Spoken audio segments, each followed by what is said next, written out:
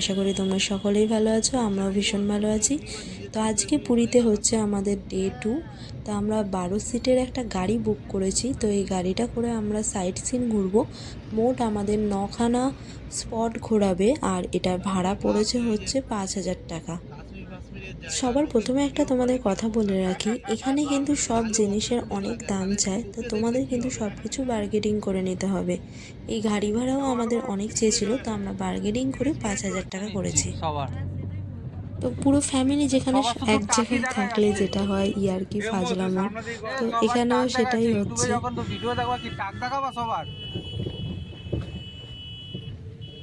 আসলে সত্যি কথা বলতে গেলে ঘুরতে এসে আমার একটু ভিডিও করতে ইচ্ছা করছিল না, শুধু জায়গাটা উপভোগ করতে ইচ্ছা করছিল। আমার হাজব্যান্ড শুধু বারবার করে খোঁচাচ্ছে যে ভিডিও করো ভিডিও করো, তাই আমরা ভিডিও করছিলাম। আর গাড়িতে প্রচণ্ড হাসাহাসি চলছিল যে জঙ্গল থেকে বাঘ বেরিয়ে আসবে, হরিণ যাবে। একটা কুকুরকে দেখে আমার দাদারা বলছে ওই দেখ হরিণ গেল। তো খুব হাসাহাসি হচ্ছিল, খুব মজা করতে করতেই আমরা গেছি। এটা হচ্ছে চন্দ্রভাগা বিচ। এটা কিন্তু আমাদের প্যাকেজের মধ্যেই ছিল, আমরা এখানে নামিনি কারণ আমাদের অনেকটাই লেট হয়ে গেছিলো, তাই আমরা সময় নষ্ট করতে চাইছিলাম না। তো আমরা সোজাসুজি এখান থেকে চলে গেছিলাম হচ্ছে কর্ণাটকের মন্দিরে। তো যেতে যেতে রাস্তায় কিছু সাইডে এরকম গাছ ছিল, এত ভালো লাগছিল কি বলবো। এগুলো কিন্তু ঝাউ গাছ, তার মাঝে মাঝে আবার কাজু গাছও রয়েছে। তো চলে এসেছি আমরা কর্ণাটকের মন্দিরে। তো ভেতরটা চলো আগে ঘুরে দেখি।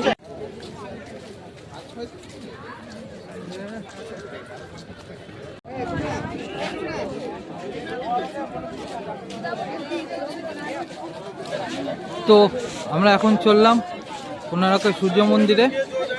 আপাতত এখানে টিকিটের কাটার লাইন চলে আমাদের লাইনে সব লোক আগেই চলে গেছে। ফাঁকাতে গ্যাপ দিয়ে আমরা ঢুকবো না। তো দেখতে পাচ্ছ এখানে সবাই মোটামুটি, আরে গুঞ্জা তুমি এসছো?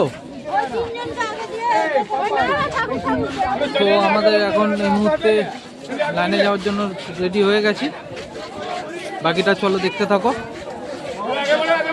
তো এই হচ্ছে টিকিট, এই টিকিট দেখেই আমরা ঢুকবো এখন। তো আমাদের মোটামুটি অনেকটা টাইম চলে গেছে এই মুহূর্তে, ঘড়ি কাটায় প্রায় 10টা ছুঁই ছুঁই হয়ে গেছে। তো বাকিটা চলো দেখতে থাকো।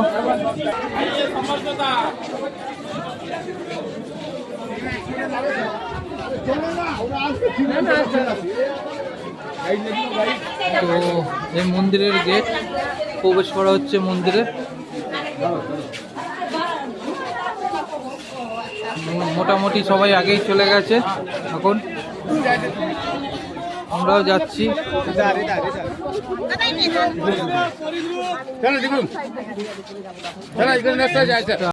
এই মন্দিরটি কিন্তু সম্পূর্ণ পুরোপুরি তৈরি হয়নি, তারও পেছনে অনেক রহস্য আছে। সামনেই যে মন্দিরটা দেখতে পাচ্ছ, আমরা এখন এটাতে উঠবো। তো এইটা হচ্ছে কিন্তু নাগ মন্দির, এটা কিন্তু সম্পূর্ণ তৈরি হয়নি, সেটা বুঝতেই পারছো। তো আমরা এখন নাগ মন্দিরে উঠছি। তো এই মন্দির সম্পর্কে তোমাদের একটু কিছু বলি, যেটুখানি আমি জানি সেটুখানি তোমাদের বলছি। রাজা নরসিংহদেব এই মন্দিরটি নির্মাণ করেছিল 1255 সালে। 1200 লোক দিয়ে এই মন্দিরটি কিন্তু 12 বছর ধরে তৈরি হয়েছিল, কিন্তু শেষ 12 দিন কোনো রকমভাবেই মন্দির কমপ্লিট হচ্ছিল না। কারণ মেন যে মন্দিরটি রয়েছে দেখতে পাচ্ছ, ওই মন্দিরের চূড়াটি কোনো রকমভাবেই কারিগররা বসাতে পারছিল না। তারপরে রাজা নরসিংহদেব ঘোষণা করে এইখানে যে 1200 শ্রমিক কাজ করছিল, তারা যদি 12 দিনের মধ্যে এই মন্দিরটি কমপ্লিট না করতে পারে, তাহলে 1200 লোককে উনি মৃত্যুদণ্ড দেবেন। তো 1200 লোকের মধ্যে কেউই পাচ্ছিল না মেন চূড়াটি নির্মাণ করতে। সেই সময় রাজার পুত্র সন্তান 12 বছরের ছেলে এই মন্দিরের চূড়াটি নির্মাণ করে। মন্দির তো নির্মাণ হয়ে গেছিল, কিন্তু 1200 লোকের জায়গায় একজন তো বেশি হয়ে গেছিল। তো উনি 1200 লোকের কথা ভেবে রাজার পুত্র সন্তানটি চন্দ্রভাগা নদীতে ঝাঁপ দিয়ে নিজে আত্মহত্যা করে। তাই এই মন্দিরে আজও পর্যন্ত কোনো পুজোও হয় না আর কোনো মূর্তিও নেই। যেহেতু এটা সূর্য মন্দির, রাজা সূর্যদেবের জন্য এই মন্দিরটি নির্মাণ করছিল, তাই এই মন্দিরে মোট 6টা ঘোড়া আছে। সেই ঘোড়াকে কিন্তু সূর্যদেবের রথের যে ঘোড়া আছে তার সঙ্গে তুলনা করা হয়েছে। আর এখানে 12খানা মোট চাকা আছে, তো সেই চাকাগুলোকে 24 ঘন্টার সঙ্গে তুলনা করা হয়েছে। মন্দিরটি অনেক বছরের পুরনো বলে না অনেক জায়গা থেকে ভেঙেও গেছে।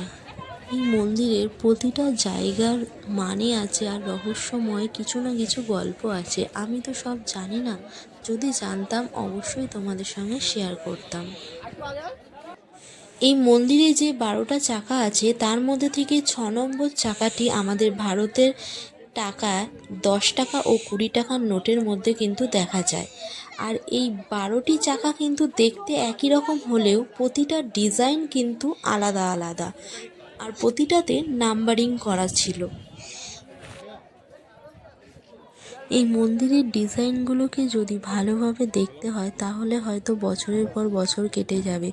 ওই কয়েক ঘন্টায় ভালো করে হয়তো দেখাও যাবে না, কারণ প্রতিটা ডিজাইন নিখুঁত আর মানে খুব সুন্দর করে করা হয়েছে। 12,000 শ্রমিক করেছে, তার মানে বুঝতেই পারছো যে প্রতিটা ডিজাইনের মূল্য আছে।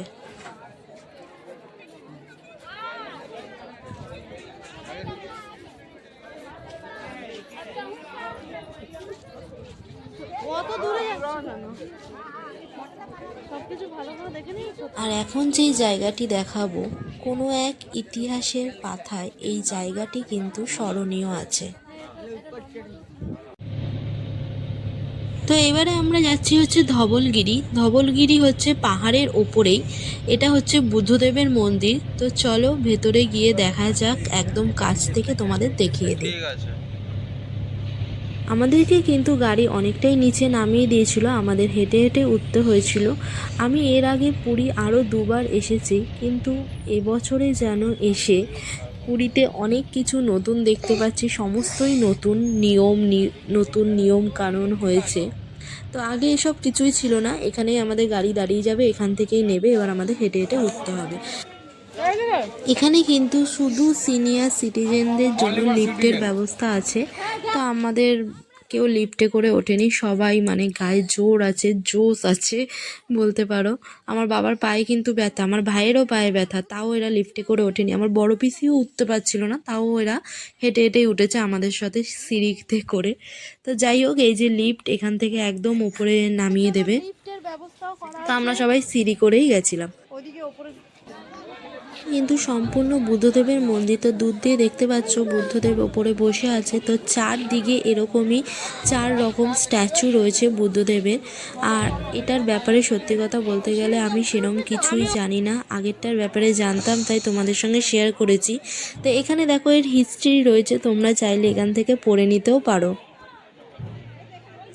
এই বুদ্ধদেবের মন্দিরের পেছনে না একটা শিব মন্দিরও আছে, অবশ্যই সেটাও তোমাদেরকে দেখাবো। আরেকটা দুঃখের কথা, আমার ফোনে চার্জও শেষ হয়ে গেছিলো। এই স্পটে এসে আমার 20% চার্জ ছিল, তো আরও জায়গায় যাওয়ার ছিল, তাই আমি ঠিক করে ভিডিও করতে পারিনি। বুদ্ধদেবের কিন্তু 4 রকমের মূর্তি ছিল এখানে। তো চলো এবারে শিব মন্দিরটায় যাই। শিব মন্দিরটা এই দেখো ভেতরে ঠিক করে শিব ঠাকুরটা মানে ওরা ক্যামেরা করতে দিচ্ছিল না, তাই মন্দিরটাই চারপাশ দিয়ে দেখিয়ে দিই। আর এখানে শিবলিঙ্গটা কিন্তু একদমই ছোট ছিল। এখান থেকে বেরিয়ে আমরা সবাই একটু পাঁপড় খাচ্ছিলাম, পাঁপড় খেয়ে এবার চলে যাচ্ছি একদম নেক্সট স্টপেজ হচ্ছে আমাদের চিড়িয়াখানা মানে নন্দনকাননে।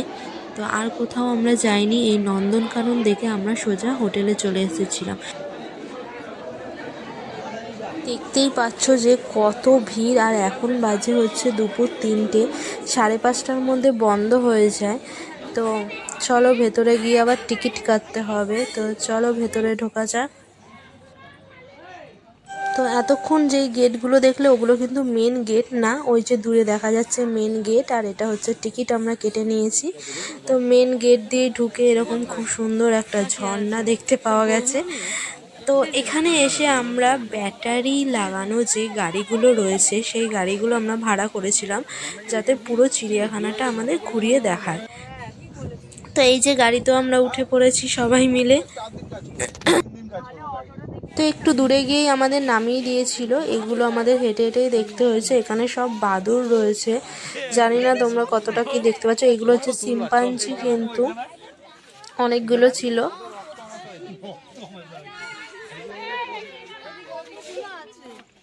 আর উপরে একটা দেখ,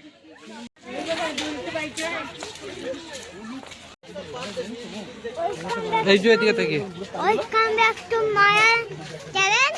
এখন আমরা পুলিশ যাত্রী কি করে এটা হনুমান দেখছে, আমি হনুমান নেই, আর ওইগুলো ঘুমাচ্ছে, আর ওই পাশে আছে বাজন আছে, আর একটা কিছু দেখাবো। চলো ওই দেখো, চলো চলো।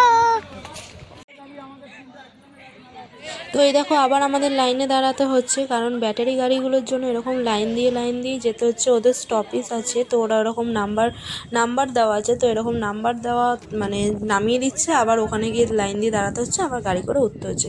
তো আমরা আর কিছু দেখিনি, আমরা 12 জন ছিলাম, তো একটা গাড়িতেই আমাদের হয়ে যাচ্ছিলো। তো আমরা দাদাকে বললাম যে আমরা বাস সাফারিতে যাব, তো আমাদের পুরো একদম ডাইরেক্ট ওই বাস সাফারির ওখানেই নামিয়ে দিয়েছে। সাফারির জন্য আমাদের আবার লাইনে দাঁড়াতে হয়েছিল, আর আমাদের বাসটা ছিল কিন্তু এসি বাস। সবার প্রথমে আমাদের নিয়ে যাচ্ছিল হচ্ছে বাঘ দেখাতে। তো এখানে পুরো সেফটিভাবেই রয়েছে গেটগুলো, ডবল গেট আছে, আর পুরো খুলজা সিমের মতন গেটগুলো খুলছিল। বাস সাফারিতে কিন্তু দারুণ লেগেছে, মানে খুব ভালো লাগছিলো যে জঙ্গলের ভেতর দিয়ে বাসগুলো যাচ্ছিল, খুবই ভালো লাগছিল।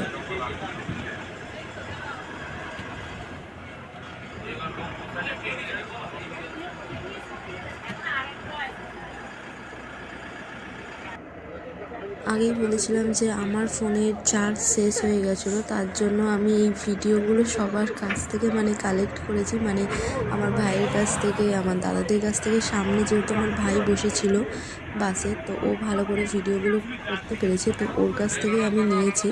আরও অনেক কিছুই দেখেছি, সেগুলো তোমাদের সঙ্গে শেয়ার করতে পারিনি, কারণ সবাই তো আর ভিডিও করছে না, তো আর সেগুলো শেয়ার করতে পারিনি। যেটুখানি ভিডিও ওরা করেছে আমি ওদের কাছ থেকে নিয়ে তোমাদের সঙ্গে শেয়ার করছি। এই বড় ভুলটা আর কখনোই করব না, কোথাও যাওয়ার আগে ফোনে আগে অবশ্যই ভালো করে চার্জ দিয়ে নেব।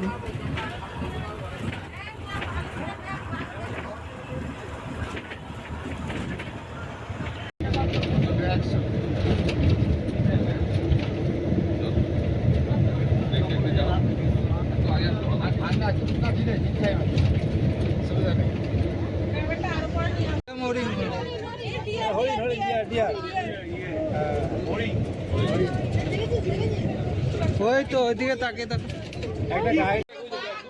তো এইখানটা দিয়ে বাঘ ছিল, বাঘটা অনেকটা দূরে ছিল, আমরা তো দেখতে পেরেছি, কিন্তু তোমাদেরকে ঠিকভাবে দেখাতে পারিনি, ক্যামেরাতে ভালো করে ওঠেনি, কারণ বাঘটা না কালো বাঘ ছিল। এখন খবরেও দেখাচ্ছে যে উড়িষ্যার যে নন্দনকানন আছে এখানে কিন্তু এখন কালো বাঘ রেখেছে, তো আমরা দেখতে পেরেছিলাম দুটো বাঘ ছিল। আর এটা এবার যাচ্ছি হচ্ছে আমরা সিংহ দেখতে। তো আমি একটা জিনিস বুঝতে পারলাম না, এখানে কিন্তু সিংহর সাথে হরিণও ছিল, আবার ময়ূরও ছিল। তো সিংহগুলো কি হরিণকে খেয়ে নেয় না, আমি সেটাই ভাবছিলাম। শুধু আমি নয়, বাসে যারা ছিল সবাই আমরা এটাই আলোচনা করছিলাম। আর ময়ূরের এত সুন্দর দৃশ্যটা কিন্তু মানে দেখে পুরো মুগ্ধ হয়ে গেছিলাম। ভাগ্যিস আমার ভাই মানে রেকর্ডিং করছিল।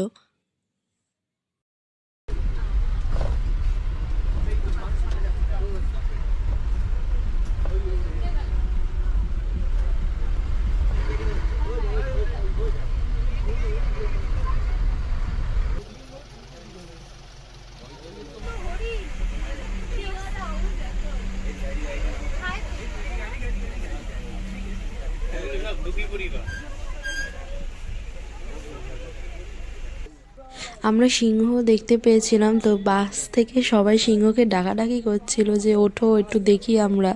কিন্তু খুবই ভালো লাগছিল এরকম দৃশ্য দেখতে, এরকম মানে ওপেনভাবে সব পশুগুলো ছাড়া রয়েছে, খুব ভালো লাগছিল।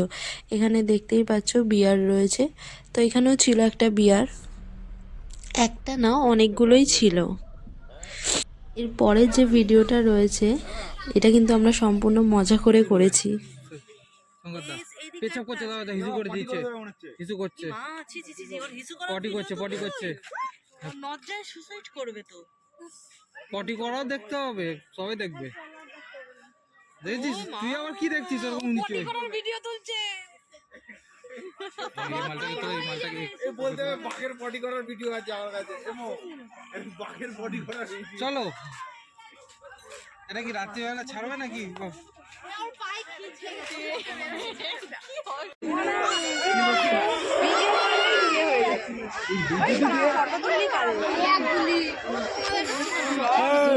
এই তো বল বড় না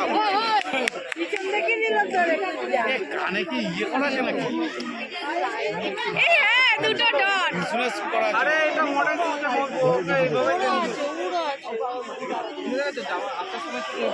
ফোনটা দেখো, ফোনটা পড়ে গেলে আমাকে কিন্তু উঠতে পারবো না আমি।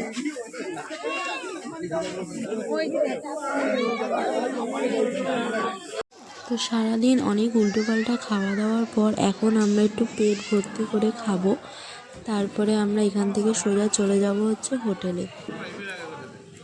তো আজকের ভিডিওটা এখানেই এন্ড করছি। যদি কিছু ভালো লেগে থাকে তাহলে অবশ্যই একটা লাইক করতে ভুলো না, আর যারা নতুন দেখছো তারা অবশ্যই চ্যানেলটাকে একটু সাবস্ক্রাইব করে যেও, আর কমেন্টে অবশ্যই জানিও কিন্তু তোমাদের কেমন লাগলো ভিডিওটা। আর যারা ফেসবুক থেকে দেখছো তারা অবশ্যই পেজটাকে ফলো করে দিও। দেখা হচ্ছে নেক্সট পার্টে খুব তাড়াতাড়ি।